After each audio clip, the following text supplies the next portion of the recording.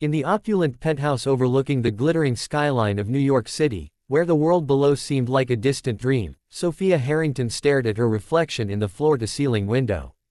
At 25, she had everything money could buy: designer clothes, private jets, and a life scripted by her father's billions. But now, a rare, aggressive form of leukemia had rewritten her story. The doctor's words echoed in her mind: 3 days. Maybe less. Her father, Victor Harrington, the self-made tech mogul whose empire spanned continents, paced the room like a caged lion, his phone glued to his ear as he barked orders at specialists worldwide. "Money is no object," he growled. "Find a cure." But deep down, Sophia knew the truth: no amount of wealth could bribe death. As the sun dipped below the horizon, painting the city in hues of orange and pink, she whispered to herself, "What have I really lived for?" Victor Harrington had built his fortune from nothing, rising from the gritty streets of Brooklyn to the pinnacle of Silicon Valley success. His mantra was simple: hard work, innovation, and never looking back. Sophia, his only child, had been shielded from the hardships he knew all too well. Private schools, lavish parties, and a trust fund that could fund small nations, her life was a bubble of privilege. But now, that bubble was bursting. The diagnosis came suddenly, after weeks of unexplained fatigue and bruises that wouldn't fade. Experimental treatments failed one after another, and the clock ticked mercilessly. Victor canceled board meetings, liquidated assets, and offered millions for any lead on a miracle. "We'll beat this, Soph," he said, his voice cracking for the first time in years. But Sophia felt a strange calm. In her final days, she craved something real, something beyond the sterile luxury of her world.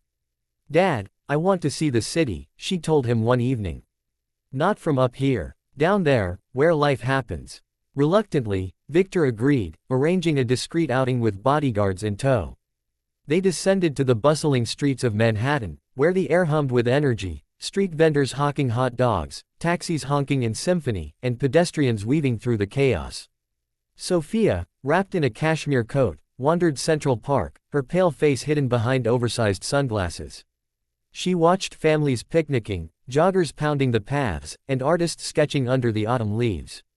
It was here, on a weathered bench by the Bethesda fountain, that she first noticed him, a boy no older than 12, with tousled hair and clothes patched from years of wear. He sat cross-legged on the ground, a cardboard sign at his feet: "Anything helps." God bless. His name was Jamal, though she didn't know it yet. He wasn't begging aggressively; instead, he hummed a tune, his eyes scanning the crowd with a quiet hope. Sophia paused, drawn to his resilience. She had seen homeless kids before, from the tinted windows of her limo, but never up close. "Why are you out here alone?" she asked, sitting beside him despite her father's protests from a distance. Jamal looked up, his brown eyes wide with surprise. "My mom got sick last year.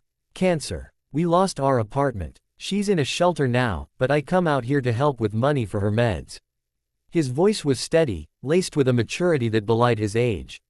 Sophia's heart twisted. Here was a child fighting for survival, while she, with all her resources, faced the end. "I'm sorry," she murmured. "Life's not fair." Jamal shrugged. "Fair ain't got nothing to do with it. You gotta keep going, right? That's what my mom says." He pulled out a crumpled drawing from his pocket, a crayon sketch of a superhero saving a city. "I draw these to sell sometimes. Want one? It's free for you." That simple gesture sparked something in Sophia. She bought the drawing for $100, far more than it was worth, but Jamal's grin was priceless. As they talked, she learned about his world: the shelters that turned people away, the kindness of strangers who shared a meal, the dreams he held onto despite the odds. "I wanna be a doctor one day," he said. "Fix people like my mom."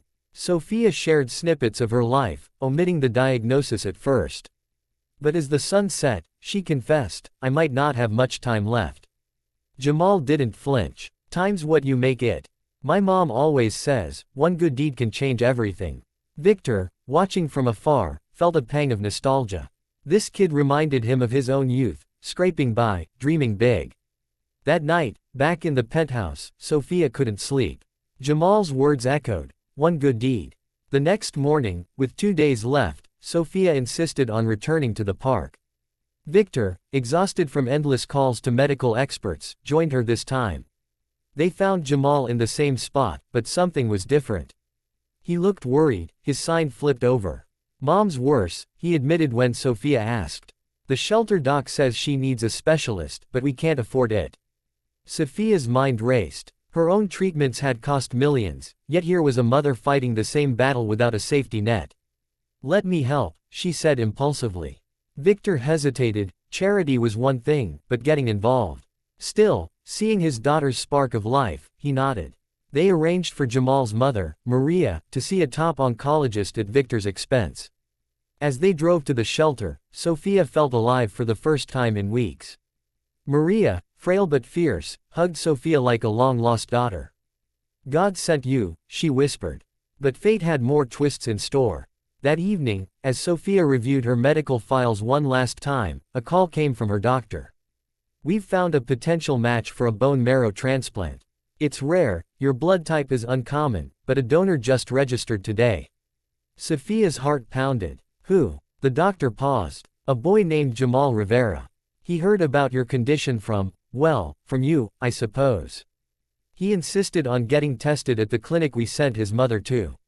Victor's eyes widened. Jamal, the street kid. It turned out, during Maria's appointment, Jamal had overheard nurses discussing rare blood types. Remembering Sophia's story, he begged to be tested. Against all odds, he was a perfect match. The revelation hit like a thunderbolt. Sophia, who had everything but time, now owed her life to a boy who had nothing but heart. Victor drove them back to the park that night, under the city lights. Jamal was still there, sketching by street lamp. "Why?" Sophia asked, tears streaming. "You don't even know me." Jamal looked up, his face earnest. "You helped my mom when no one else would. That's family now. And besides, superheroes don't ask why, they just do." The words unlocked something in Victor. He remembered his own mother's struggles, how a kind neighbor's loan had kickstarted his first business. In that moment, he realized his wealth had isolated him from the humanity that built him. The transplant was scheduled for the next day, Sophia's third and final predicted day. As she lay in the hospital bed, the procedure began. Jamal, bandaged but beaming from his donor room, waved through the glass. "See you on the other side, sis," he called. The surgery was a success, but the real miracle unfolded in the weeks that followed. Sophia's body accepted the marrow, her cells regenerating with a vigor that stunned doctors. Maria's treatment, fully funded by Victor, showed promising results too. Victor, transformed, established a foundation in Sophia's name, funding medical care for underserved families across the USA. "No one should fight alone," he declared at the launch, with Jamal and Maria by his side. Months later, Sophia stood on a stage in Central Park, the same fountain bubbling behind her. She was healthy, her cheeks flushed with life. Jamal, now enrolled in a top school thanks to a scholarship from Victor, held her hand. "Kindness isn't about what you have," she told the crowd. "It's about what you give. A street kid taught me that. He did the impossible, not with money or power, but with heart." The audience erupted in applause, stories of similar acts rippling through the city. Victor watched, pride swelling. In a world divided by wealth and walls, one boy's selflessness bridged the gap, reminding everyone that humanity's greatest power lies in lifting each other up. Sophia's journey didn't end there. She traded boardrooms for volunteer work, traveling to shelters and hospitals, sharing her story. Jamal became her little brother in every sense, his dreams of medicine fueled by real opportunity. Together, they inspired a movement, random acts of kindness trending across social media, from coast to coast. In quiet moments, Sophia reflected on those 3 days. What seemed like the end was a beginning, proving that even in darkness, a single spark of compassion can ignite hope. And in the heart of America, where dreams are chased and second chances cherished, their tale became a beacon. No matter your station, you hold the power to change a life, even your own.